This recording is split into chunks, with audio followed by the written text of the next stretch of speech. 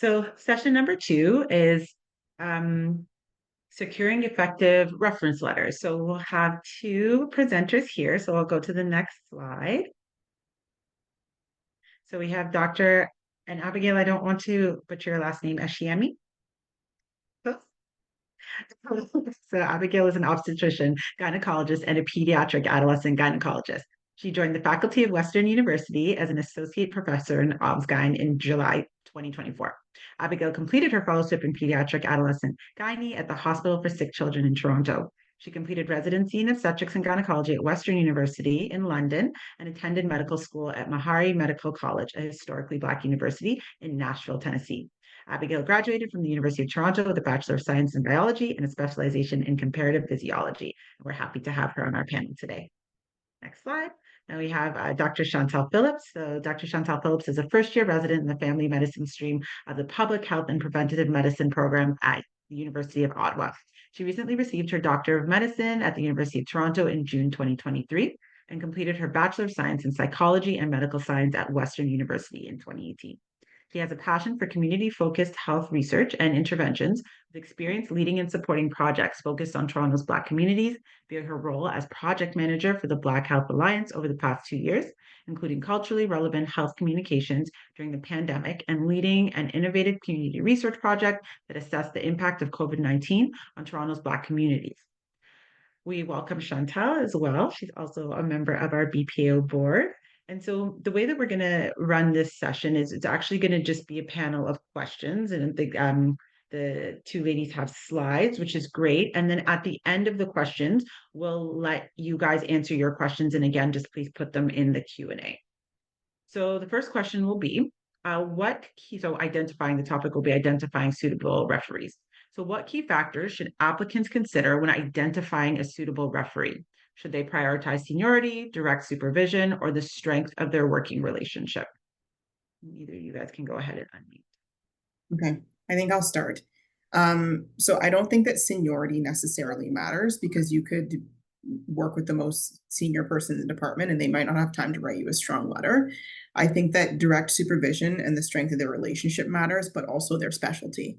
So your goal should be to get letters from people within your specialty and someone that you've worked with closely enough that they can speak to your skills and your abilities in their letter because you want the letter to be personal. Yeah, I would definitely agree with that. And I think that it's important when thinking about this, there is a bit of reading between the lines that you have to do prior to even asking an individual to provide that reference letter. One, if this is someone who's already throughout your interactions with them clinically been singing your praises and saying that they're open to writing you a letter, make sure to jump on that and to do that quickly. Don't wait 3 months to follow up with them. Make sure that, especially as CARMs is approaching, especially if you're doing an elective, that you respond to them as quickly as you can to ensure that they don't forget about you after the elective is over.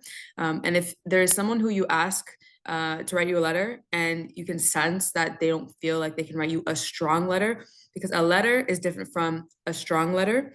And if you feel like when asking them, or would you be able to write me a strong letter, that they hesitate, or there's that those nonverbal cues that they perhaps aren't able to do that, then it's important to be able to read that and to be honest with yourself, but also honest with them, that you appreciate them being straightforward with you, and that it's better to have a strong letter than to have just any letter, because the CARMs committee can also tell if it's a good letter versus not a good letter.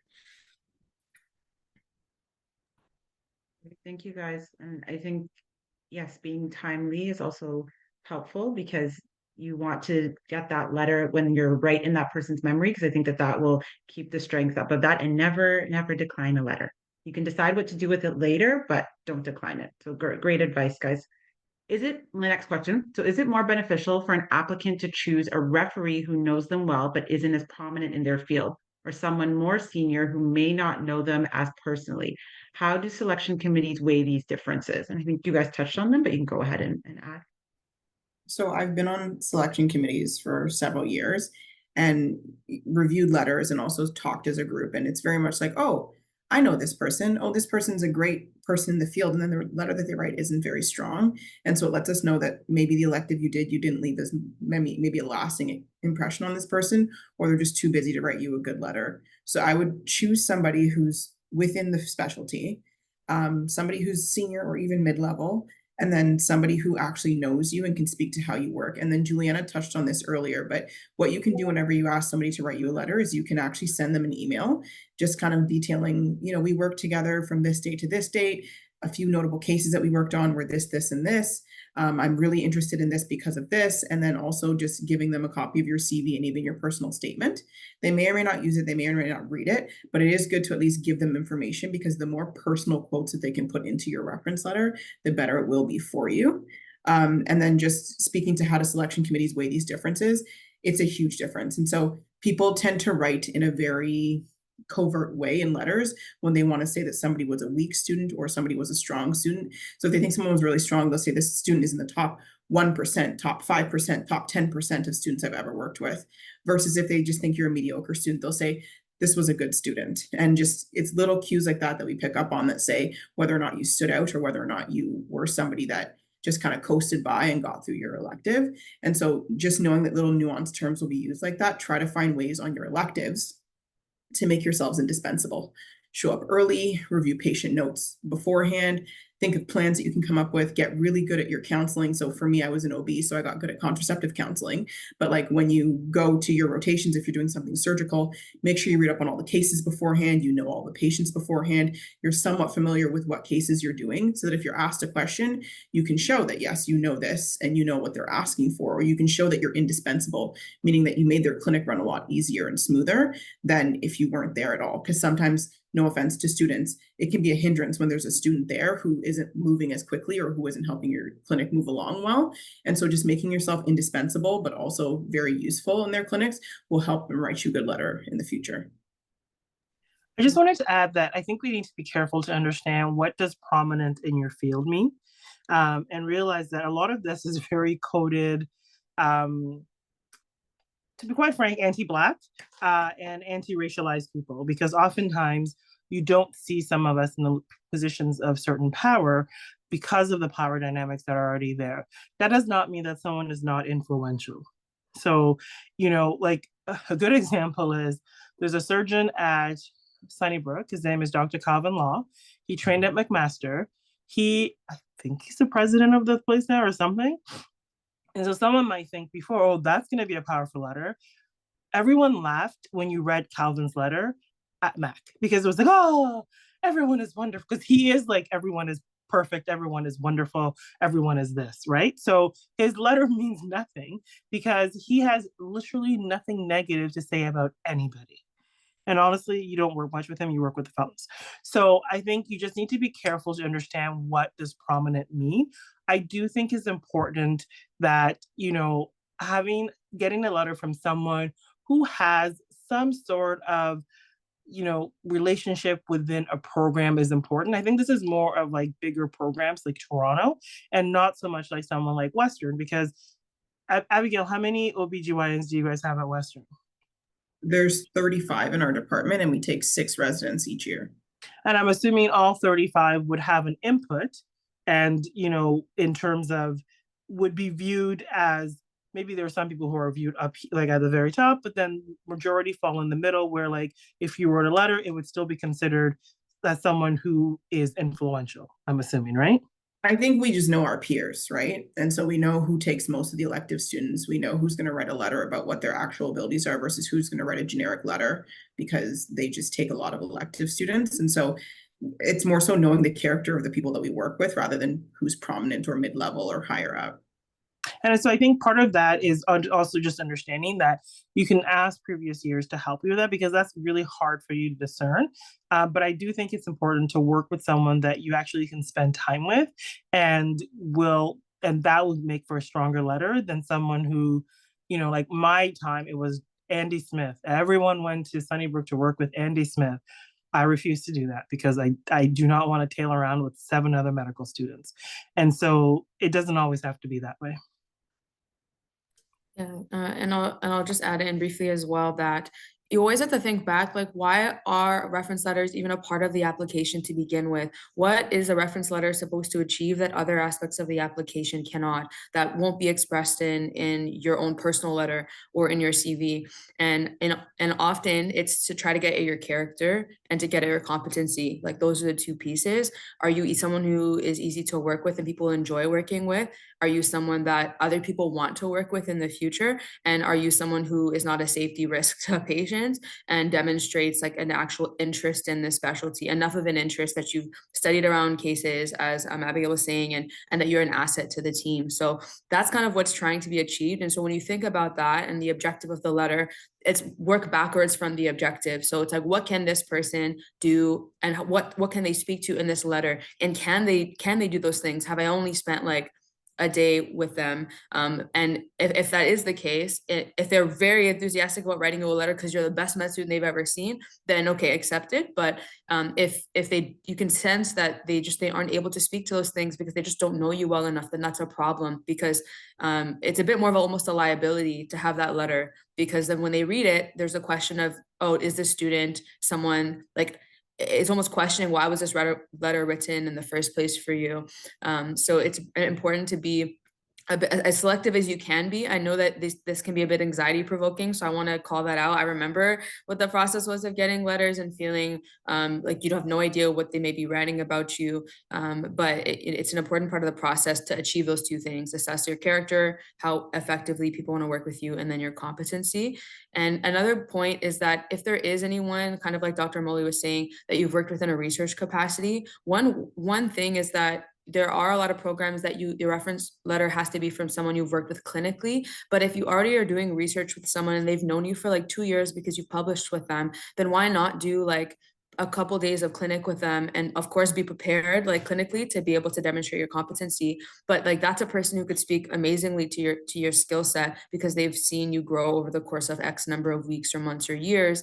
And then you just make sure to meet the clinical requirement of them being someone who knows you clinically by just doing that clinic with them. So there's also ways to work with people you've known in another context, or let's say advocacy. If you've done advocacy work with a Black physician and there's someone in a field you're interested in, then do clinic with them, or if they're a surgeon, do OR with them if they're available to. And that's another way to build on a pre-existing relationship that meets the requirements for a letter. But it's always important that that relational component is present, because that'll be what shines through a letter and makes you different from the other letters they've written. Nice. Thanks, guys. All great advice. The next question has to do, again, with reference letter requests. And I just wanted to point attention to everyone on the call that Juliana sent the link for a template. So if everyone just checks the chat for that. So how should a medical student approach asking for a reference letter from a supervisor or attending with whom they have a challenging relationship? What strategies can be used to ensure the letter reflects positively on their abilities? And so this is where I think a lot of you guys, because you guys are the COVID cohort, might have a bit of an issue navigating the interpersonal interactions. I think if you've had a challenging relationship with somebody, meaning you've been late, or something negative happened on your rotation, or you just haven't received very positive feedback from this person at all, I don't know that this is the person that you should be asking for a letter. A lot of people might say, sure, I'll write you a letter, but I've also seen people write some pretty coded, nasty letters for interviews, and you don't want that to hurt you. And so I think if you've had a challenging relationship with them whereby you haven't been able to sit down and actually go through feedback and actually improve, then they're not the best person for you to ask. I do think when asking for letters, asking over email isn't the way. You want to be able to call them on the phone or ask them while you're in clinic, or even go out for coffee and say, something like, do you think that you'd be able to write me a strong letter of reference? And the reason why I use the word strong is because anybody can write to a reference letter and they'll say, you're in the top 50% of students, which means absolutely nothing. So you want that person who offers to write you a letter, or you want that person who you feel like you've had a good working relationship with over your elective. Most of your electives are 2 weeks. I came from the States where our electives were 4 weeks. So what I did was at the end of 2 weeks, I asked for feedback. I asked if there's anything that I can improve so that if I wasn't doing as well, I'd have that chance to kind of get better. Since you only have 2-week electives, by the third or the fourth day, you should be like, do you have any feedback for me? Is there anything that you would like me to be doing that I'm not quite doing, so that you have time to prove yourself and show how strong you can be? I think you should go into each of your electives with the mindset that I'm going to ask this person for a letter. And you don't need to say it right off the bat, but if you do meet someone and you guys kind of just vibe, if that makes sense, like on the first or the second day, you feel like you like their energy, you guys have a positive working space or a positive working relationship, say, you know what, I really do want to go into this field, as you can see from me doing this elective. Do you think that at the end of this elective, if I've done well, you'd feel comfortable writing me a letter? And you don't have to answer now, but I just want you to know that I may be asking you for a letter. And that way, you know, and they know that they're evaluating you the entire time, so that you're ready to ask for that letter when you're done, and they can give you appropriate feedback and see you improve. Yeah, I think the key component of that question is like someone you have a difficult relationship with, or there's challenges. So I would definitely agree that if you have already kind of throughout the course of clerkship and now leading into your electives, you have letters you can work with. It's always important to have more than fewer letters, because then you can pick and choose based on the programs that you're applying to. But like Abigail was saying, you know, you don't want to ask someone to do that and then receive a letter that is coded and ends up not working in your favor, or being questionable. So in that case, like, no letter is better than a bad letter. You can't take back a bad letter, and then you might not even know that it was a bad letter because you didn't read it. So there's that. And then I think other things to consider when asking is also like reputation. So and this is more in, I guess, family. There's some preceptors that are almost like known for, you can get a sense that they just know how to write a good letter, and that's more from your predecessors. Like thinking about people who are residents now, people who match to the programs they were interested in, especially if you have mentors who are in residency that are in the same program at the same location. It's important to ask them, you know, privately, secretly, not like senior residents, but people who are maybe closer proximity to you, like how do they go about that process, and like who do they ask for letters if they feel comfortable disclosing that? Because then there's going to be some people, some staff who are known for writing good letters, and others who got it in like the last minute, like an hour before it was due. That's also a stressful situation that you don't want to get yourself into. So I'm asking around about the experience with referees from some of your older, I guess, residents is also useful, because then, especially in like family medicine, I was applying, realized there are some preceptors who, and I don't know if it's just a rumor, but like write their reference letters like using ChatGPT, and it's like the most generic letter ever. And you hear about something like that and you're like, no, don't ask that person, especially if you have the flexibility to ask someone else. If you're in a tight spot where there's only so many letters, it's kind of harder to be picky. But if you have the plethora of options, then it's okay to ask around about how good of a referee someone is.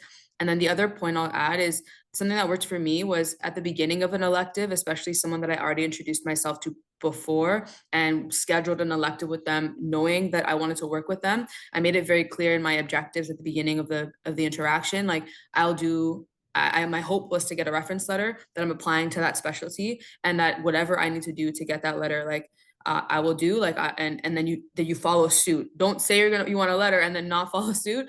But you can kind of, depending on the specialty, it worked for me in like public health and in family and in psychiatry, like pediatrics, like those types of fields. It's okay upfront to say that you are hoping to get a letter, and then doing what you need to do. I'm not sure how that works in surgery or OB-GYN or anything like that. So it would be helpful to get insight. I don't know, from your perspective, Abigail, is it someone came in and said they were looking for a letter, would that be beneficial, or would that be seen as pretentious?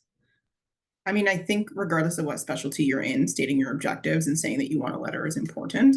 I think the objectives are actually more important than saying that you want a letter, because if you come to me with nonsensical objectives, I'm gonna be like, this is not the rotation for you, right? But if you actually have clear objectives on things you want to develop, things that you want to see, and then you say you want a letter, and then we work on that during the time that you're together, I think that that is useful. Nice. Thank you, guys. So moving on to the next question. Should applicants consider referees from different specialties or roles to showcase versatility, or is it more advantageous to have all referees from the specialty they're applying to? How diverse should the pool be? How do selection committees view letters from referees who are not directly tied to the specialty? I think we kind of touched on this, but if you guys have anything to add, go ahead. So my one thing is, I don't think that it's wrong to ask people that are not within the specialty, but I think they should know what specialty you're applying to. Because if you say you want to do OB and you ask an internal medicine doc and they say, oh, you'd make a great internist, then all it does is it tells you the CARMs committee that you want to do internal medicine, not that you want to do OB, or that you just didn't have a conversation with that preceptor. So just make sure that they're aware of what your objectives are. And like, I think that it is useful when you're looking for certain specialties to do electives and other things, or if you had a really good working relationship, then they can show the versatility of your ability as a physician and a clinician. And so I don't think that they hurt. I just think that they need to be very clear what specialty you're applying to.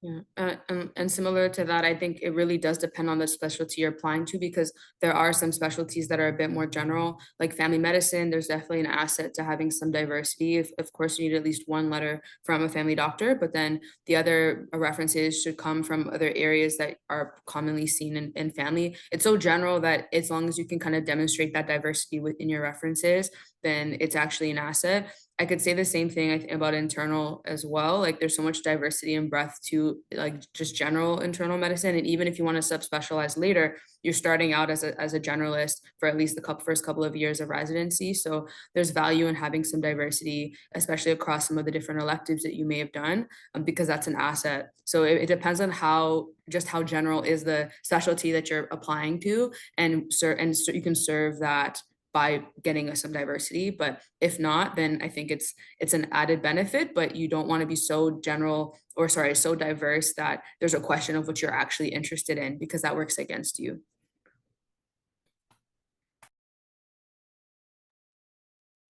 Great, thank you.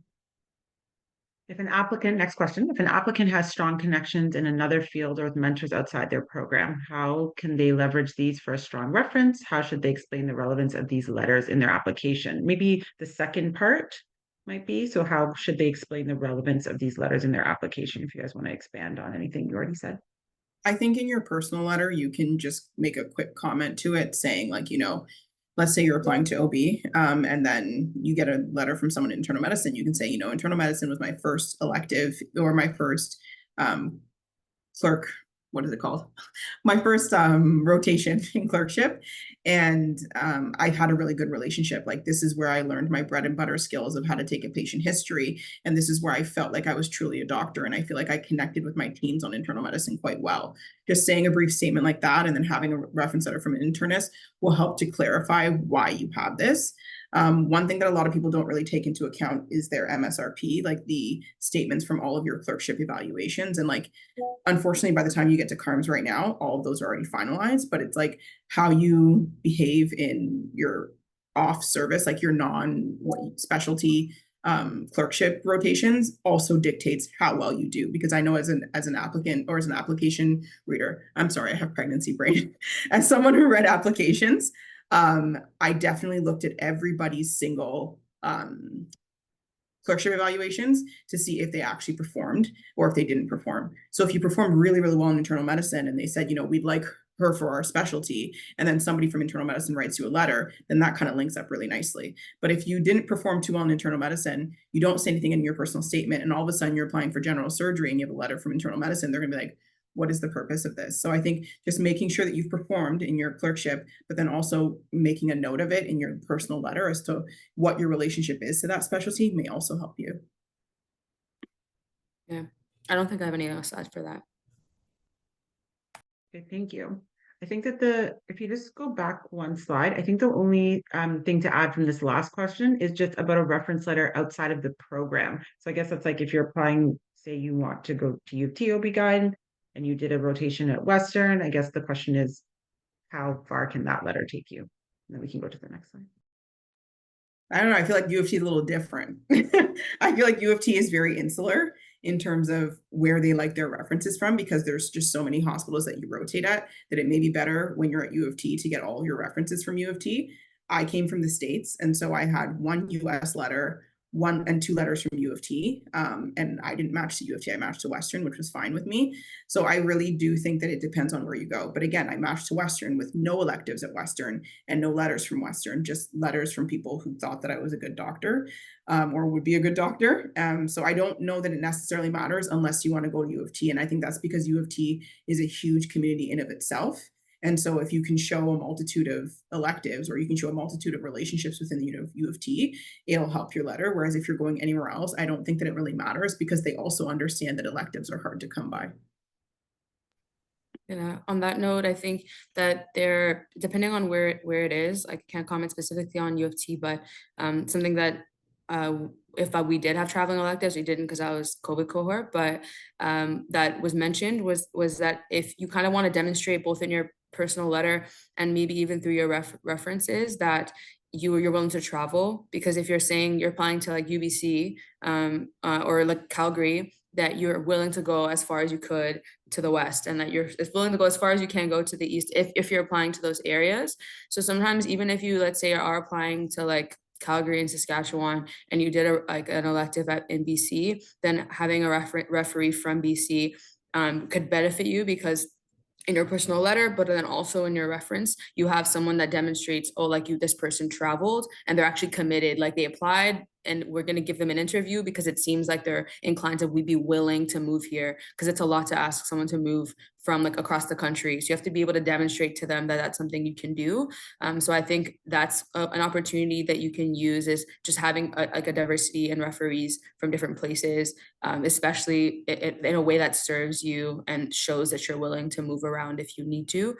If you're applying to just like Ontario, for example, you're not actually planning on doing all of that, then less relevant. But there's no way in your electives you're going to be doing rotations at every single one of the 17 PGMEs. Like that's not going to happen. So you can leverage that and your personal letter to demonstrate that you're willing to move to those places.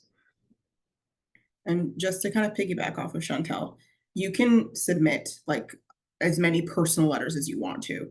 So you can basically have the same framework of a personal letter and then change, the last paragraph or the first paragraph to reflect, I want to go to Western, I want to go to U of T, I want to go to UBC, and these are the reasons why.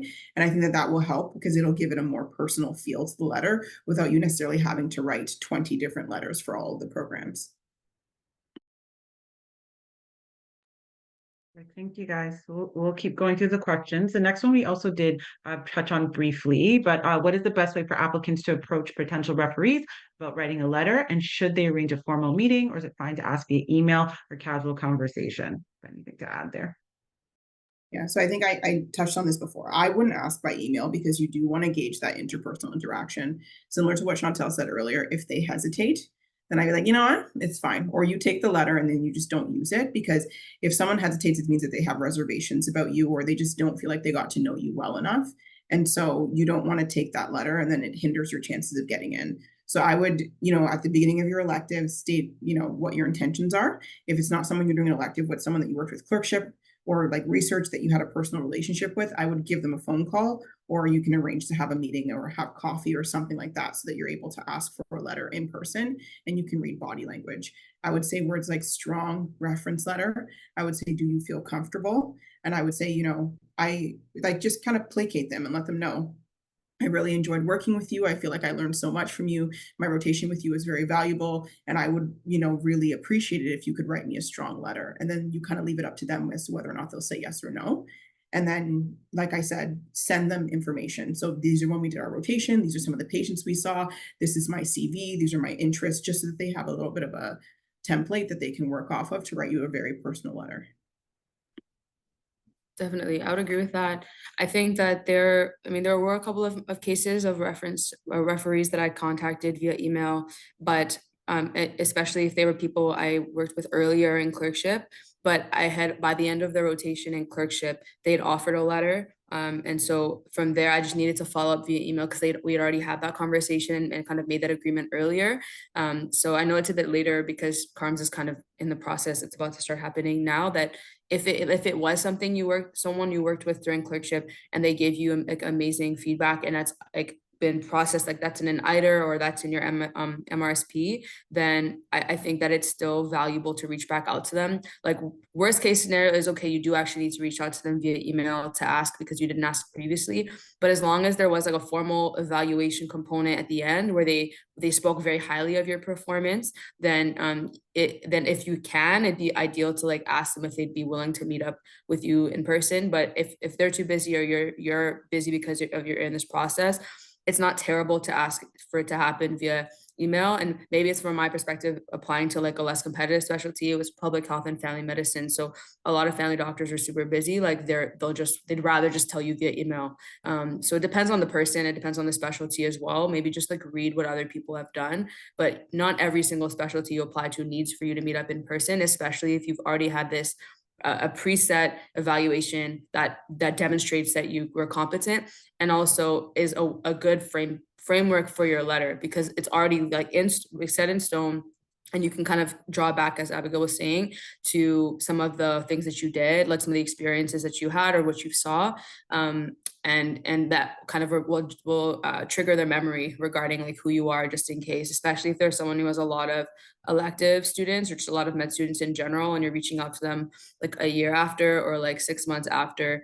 You might just have to give them a bit more information so they remember who you are. Another thing you could do to help with that is, like, if you're emailing them, like have a photo on your email. Like if you don't, like, let's say like mail.utoronto.ca or whatever your university email is. For most of us, if you don't have a photo, it's just like a letter, like whatever your first name is. But if you actually put your photo there, then that could also be another way of them remembering who you are, just in case. So there's small things you can do just so they actually remember you. When they say yes, they're actually saying yes to you, and like not someone else that they are confusing you for. Perfect. Thank you, guys. And I actually think that through the answer to the first question, we've actually answered the last two on the slide, which is perfect. Because we have just a few questions in the Q&A. We can go to the next slide, but I think that was it for these questions. Oh, good. Okay. So, what should applicants provide to a referee when requesting a reference letter? Should they offer their CV, personal statement, or other materials to help the referee craft a more personalized letter? And I think Chantal just had said that, but anything to add? Or? Yeah, I think I would say that sending your CV, usually that's what they ask for. The other thing that I did that I found, the feedback I got was that it was beneficial, but it depends, read the room. But I looked at the CARMs website. I looked at what on CARMs, it literally tells you what the evaluation criteria are. And if they don't say it specifically for the personal letter, they do say it for the interview. So you get a sense of the types of things they're looking for in a candidate. And I made a table, and I would write, and it's kind of like what Juliana sent as well. I'd write like whatever the character trait was or the candidate's role was. And then I would just give them like an anecdote that identified or covered the basis of, like, let's say 3 of the things they mentioned. So I'd say like I'd give them an anecdote about a case. Of course, patient information, like confidential, and then just like briefly describe that case. And you're giving them anecdotes to put into the letter. So if you're making it easier for them, they have like thousands of cases they've probably done,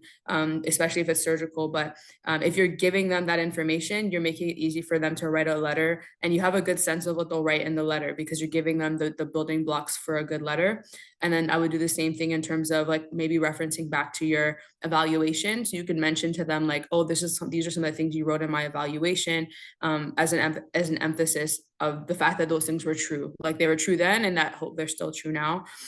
You don't want your evaluation in your like med student record to be like identical to your letter, obviously, because that's already a part of your application. So you want to like leverage the real estate of your letter by maybe getting at some of the things that are not already in your record, but you can kind of reference back to that record to demonstrate that at that time they evaluated you highly.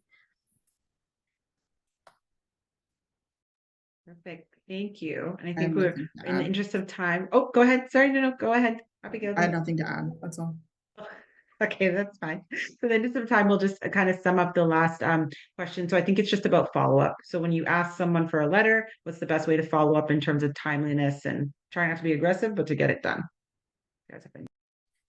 I think everybody's busy, and people do forget. And so I think when you initially ask them for the letter, you should ask them, how often would you like to be reminded of this? Because some people get annoyed and some people are like, you know what, I need you to let me know. Like my program director submitted things at 11:59 the day that it was due. And I'm like, that won't work for me. So I just told her a date a week earlier and she got it done. Obviously they know what these dates are. So I think you should just be like, you know, this is the final due date. I'll send you 1 or 2 reminders. How would you like to receive them? Would you like me to text you? Would you like me to email you? But it's just for my anxiety purposes that I'd like to just make sure that we touch base and that we're still on the same page about the letter. Then I think if they know upfront that you are going to send them reminders, or you ask them how they'd like to be reminded, either text or email or phone call, then at least you're going to do it by the avenue that they're comfortable with, because everybody is busy. Like people have patients to care for and families and other things like that. And so people do forget. So just establishing how you're going to communicate with them and when you're going to communicate with them, I think is important. Yeah, agreed. I re-emphasize that piece. I made it clear what the final date was so that I was transparent with them, but I like emphasized, but would you be able to submit by this date, like a week before? And that worked perfectly.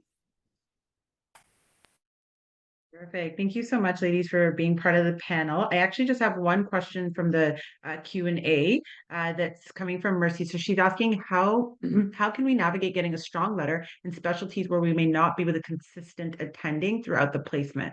For example, anesthesia or radiology. So I think that you have to show up every day and bring your A game. Anesthesia is one where you actually work one-on-one with the anesthetist for an entire day, so through several caseloads. And so you have the opportunity from the beginning of the day to get better at intubation each time, to drop your bloods, like to drop your medications each time. If you're going to place an art line, to get better each time. So I think that even if you just work with one anesthetist a day, you pick the one that you think you work best with. And if at the end of the day, they give you a good evaluation, say, I know we didn't work together too much. Is it possible for me to work with you again in the next 2 weeks? Or do you think you could write me a letter based on today? I think that would be good. And then you guys can meet to talk about your strengths. And radiology, it's similar. I think electives in radiology are a little bit harder because you're not the one that's actually reading the images. They're going to put you with the techs or with the residents. And so making a good impression on those that you work with will be good, because what residents typically do is they give feedback to staff to let them know how your performance was. I just wanted to add that emergency medicine is also similar.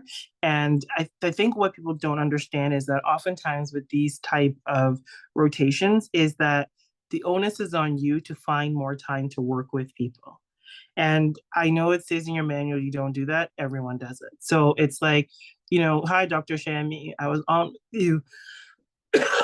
You know, when are you on call? Because I think when you're anesthesia, you're probably not on call. So ask and just be like, you know, can I join you for call tonight? And that's a way to get at least, you know, 2 or 3 more interactions with the person.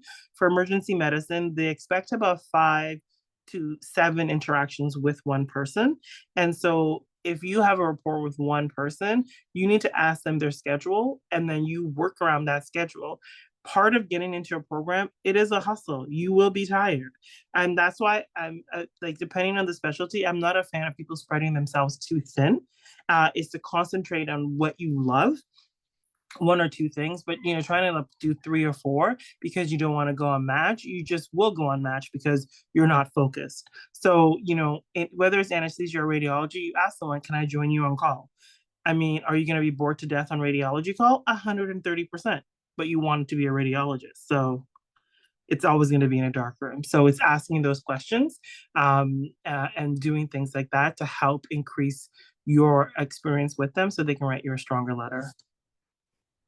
Yeah, definitely. And the other thing that, especially for a structured elective or rotation, is there always going to be one person that has to do your final evaluation for your like the medical student record. So sometimes what happens is that they'll is if you can send those people that you're working with an evaluation so that there's like a documented evaluation, and then that provides information for the preceptor who's responsible for the final evaluation, have enough information to be able to write a letter, but also to complete your final eval. So that's another like structured way to go about it, is having the person who's like, I guess the main preceptor or like head of the block to do it for you.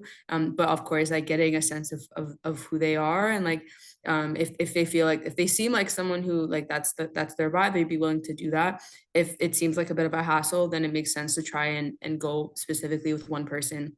But most of the time, especially for like anesthesia, I remember like I had to submit, at least for U of T, an evaluation form like every person that I worked with. Like every person had to fill it out. That was kind of how they documented your attendance for the elective. So you're getting feedback literally every day from all of those different people. And that's what builds your final eval, which can go towards a good evaluation or a good reference letter. Thank you. Thank you, guys.